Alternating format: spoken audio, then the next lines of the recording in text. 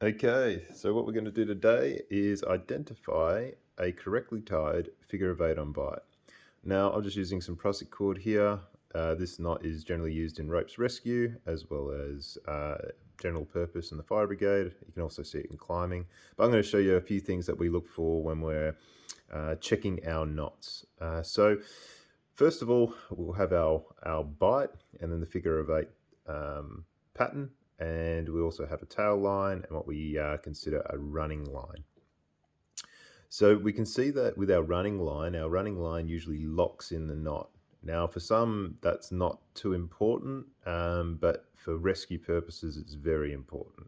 Now the reason for that is if we have a twist in our line or we have the tail loop on top, what can happen when we dress our knot is that as much as the force is pulled through the loop and the running line, or the load as I like to call it, this will continue to tighten. Now as that tightens, there's actually no pressure on this tail end. So if that's not locked in place, and for whatever reason, if you're using this in a confined space or something gets snagged, this can obviously work its way loose.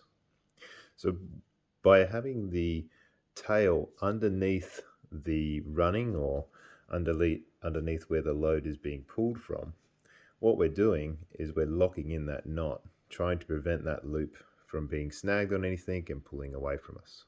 Okay, so one of the important features that we have is the small, big, big, small loops in our figure of 8 pattern. And what I mean by that is if we look at our first loop up the top, it's going to be a small loop.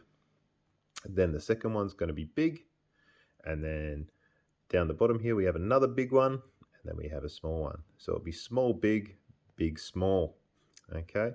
Other things that we look for well-tied knots, the Bight itself or the loop will just be enough for a carabiner to fit through. Okay. Reasons for that is that we don't like to use too much line. If we have a large loop, it's going to take more line up, so that say 50-meter rope bag or 100-meter rope bag is going to be shortened just due to tying these knots. So if we can minimize the amount of rope used in the knot, that will help us in achieving our objectives. The other thing too is the length of our tail. Now what we generally can do is a rule of thumb method, which is by grabbing the knot, grabbing the rope at the base of the knot and giving yourself a thumbs up. The length of your tail should be just about a thumbs up, okay, away from the base of the knot.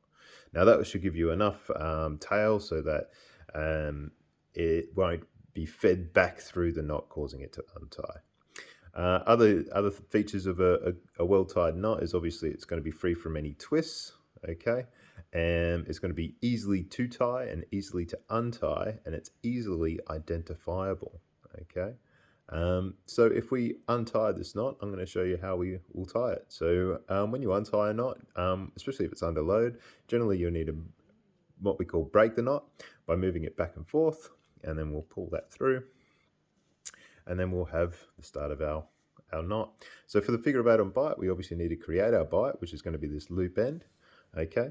And I have a certain way of doing this. All I do is ensure that I'm holding both of these lines, one being the tail and the other being the running line, in my left hand, okay? So it's in my left hand, and I'll make sure that the tail, okay, the tail end is going to be on the left-hand side, and the running line or the load line is going to be on the right hand side, okay? So if you start with that, you're going to be in a good stead. So what I do then is I grab the loop and I'm going to go first underneath and then over the top. Now, as I come over the top, if we think about this loop having a face on it, it's going to face me as it comes back through. So that's the important bit there. So first of all, we bend the loop down, it goes underneath, we're going to go over the top, and then it's going to face me as it comes back through this hole here. Okay, now as it faces me back through the hole, I'm ensuring that that tail end is getting pulled nice and tight, and same with the running end, and I'll just dress the knot as I go. And when you dress the knot, another important thing that I've learned is you pull each of those lines individually, okay? By pulling them both at the same time, you might not get a well-dressed knot. So pull them individually, all right? And then we make sure that there's no twists.